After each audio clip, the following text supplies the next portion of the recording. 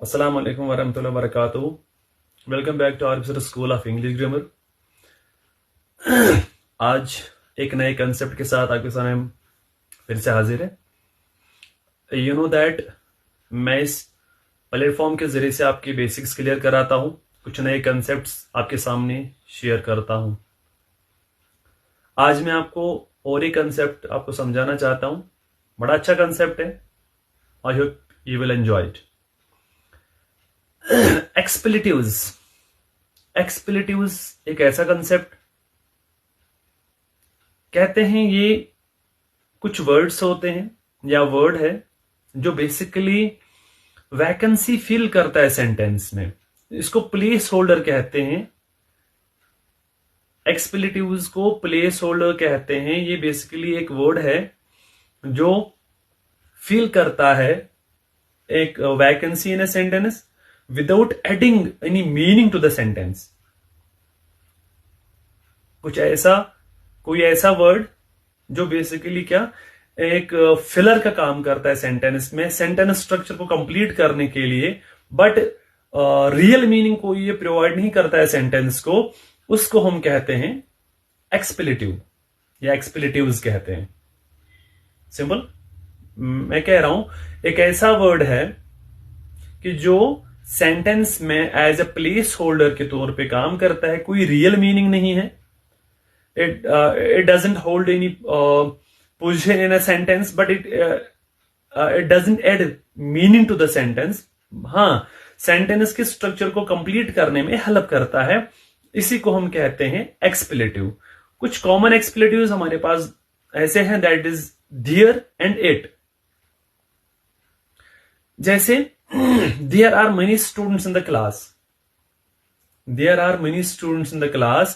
यहां पे there मैंने यूज किया, ये कोई रियल इसकी कोई मीनिंग नहीं है या कोई ग्रामेटिकल इसकी इंपॉर्टेंस वहां पे नहीं है। जो इसका ये बेसिकली क्या करता है, ये आइडेंटिफाई करता है रियल सब्जेक्ट को आइडेंटिफाई करने के लिए हम इसका यूज करते हैं। इसको सपोर्ट करने के लिए यूज किया जाता है ये एक्सप्लेटिव। इसका जो मैंने एग्जाम्पल जो बोली, there are many students in the class, there are many students. Many students यहां पे सब्जेक्ट है, तो मतलब यहां पे कोई ग्रामेटिकल रोल नहीं रहा देयर का। हाँ, it just fill the gap और the vacancy in the sentence. इसने कोई एक्स्ट्रा कोई इंफॉर्मेशन हमें प्रोवाइड नहीं की। हाँ, बस एक वैकेंसी को फिल किया सेंटेंस में। इसका जो मेन ये मोटिव होता है कि ये सपोर्ट करता है सब्जेक्ट को। क्लियर? इट, और मैंने बोला इट है हमारे पास, जैसे it is ridiculous to eat that much. It is ridiculous to eat that much. तो यहां पे इट, अगर इसकी रियल मीनिंग वैसे कुछ नहीं है, ये एज ए सब्जेक्ट यूज नहीं हुआ यहां पे। To eat that much is ridiculous. ये टू ईट यहां पे सब्जेक्ट है, मतलब टू ईट को सपोर्ट कर रहा है, आइडेंटिफाई करा रहा है इट। तो कोई रियल मीनिंग या खुद कोई ये इंडिपेंडेंटली ये वर्क नहीं कर रहा है, बस एक सेंटेंस के स्ट्रक्चर को कंप्लीट करने में हेल्प करता है। इन जैसे वर्ड्स को हम एक्सप्लेटिव्स कहते हैं। मेनली हमारे पास दो वर्ड्स आते हैं, देयर और इट। अब यहां पे एक कंफ्यूजन क्रिएट हो सकता है बच्चों के माइंड में, सर क्या डिफरेंस है फिर बिटवीन एक्सप्लेटिव्स एंड इंटरजेक्शन?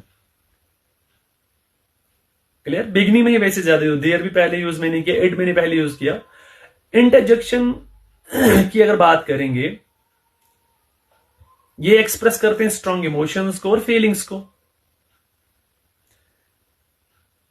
एक्सप्लेटिव्स कोई इमोशन, कोई फीलिंग या कोई रियल मीनिंग एक्सप्रेस नहीं कर रहे हैं। इनका यूजेज, इनका इमोशनल वैल्यू इनका है। इसकी बात करेंगे इंटरजेक्शन, इनका इमोशनल वैल्यू है, लेकिन एक्सप्लेटिव से कोई इमोशनल वैल्यू नहीं है। ये किसी इमोशन को एक्सप्रेस नहीं करते। ये कहां पे यूज करते हैं एक्सप्रेस? इंटरजेक्शन यूज कहां पे करते हैं? Express joy, sorrow, pain, grief, like that, wow, alas, yippee, hurray, ouch, ऐसे वर्ड्स हैं। इनकी ग्रामेटिकल इंपॉर्टेंस है। अगर हम बात करेंगे एक्सप्लेटिव्स की, कोई ग्रामेटिकल इंपॉर्टेंस ऐसे नहीं है। हाँ, सेंटेंस की कंस्ट्रक्शन को कंप्लीट करने में हेल्प करते हैं, मतलब ऐसा कोई इंपॉर्टेंस नहीं है। क्लियर है? किसी भी इमोशन को एक्सप्रेस नहीं करते हैं। हाँ, ये इनका काम ये रहता है कि जो सब्जेक्ट, रियल सब्जेक्ट होता है, उसको इंट्रोड्यूस करने के लिए एक्सप्लेटिव्स का यूज किया जाता है। मैंने आपको एग्जांपल दो बोली भी, there are many students in the class, यहां पे देयर सब्जेक्ट नहीं है, मनी स्टूडेंट्स यहां पे सब्जेक्ट है। It is ridiculous to eat that much, to eat that much is ridiculous, तो टू ईट यहां पे हमारा सब्जेक्ट है। अगर आपको याद होगा 8th क्लास के इंग्लिश में इनफिनिटिव्स का पहला ही रूल है कि इनफिनिटिव का यूज होता है as a subject, to err is human. ठीक है? I hope understand this concept. One more concept is, आपने प्रोनाउंस पढ़े होंगे, एक ऐसा कंसेप्ट है elliptical pronoun. Elliptical pronoun basically ऐसा प्रोनाउन या उस प्रोनाउन को कहते हैं जो फिजिकली सेंटेंस में अपियर नहीं होता है। ध्यान से सुनिए मैं क्या कह रहा हूं।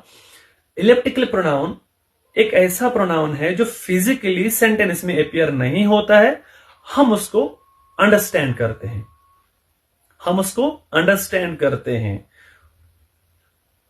आपको याद होगा एक सेंटेंस हमारे पास है इंपरेटिव सेंटेंस, जहां पे हम कमांड, रिक्वेस्ट, ऑर्डर एक्सप्रेस किया जाता है सेंटेंस में। वहां पे हम सब्जेक्ट को मेंशन नहीं करते, हाँ हम उसको अंडरस्टैंड करते हैं। ठीक है?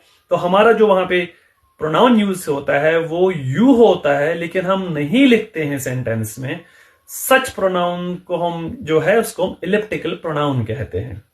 We simply understand the subject, we simply understand the pronoun that has been used in the sentence, हम वो लेकिन फिजिकली वो सेंटेंस में अपियर नहीं होता है, and that is called elliptical pronoun. तो यू हमारा फिर इलिप्टिकल प्रोनाउन बनता है in case of imperative sentence. कोई आपसे कोई पूछे, सिंपली बोल दीजिए कि हाँ इंपरेटिव सेंटेंस में हम सब्जेक्ट को अंडरस्टैंड करते हैं, हम लिखते नहीं हैं, because we have to maintain the imperative form of a sentence, and that's why it has been called as elliptical pronoun. I hope you understand this concept. मैंने आपको दो चीजें डिस्कस की, एक मैंने बोला एक्सप्लेटिव्स और इंटरजेक्शन के बीच डिफरेंशिएशन क्या है, और मैंने आपको इलिप्टिकल प्रोनाउन के बारे में समझाया। आई hope understand today's concept and I hope you enjoy this session with me. और बाकी भी सेशन जो मैंने यहां पे आपके साथ शेयर किए हैं वो भी, अगर कहीं भी कोई भी क्वेश्चन हो, कोई डाउट है, कोई क्वेरी हो, do let me know in the comments. Thank you for watching the video. Do like, share and subscribe my channel and follow and share this.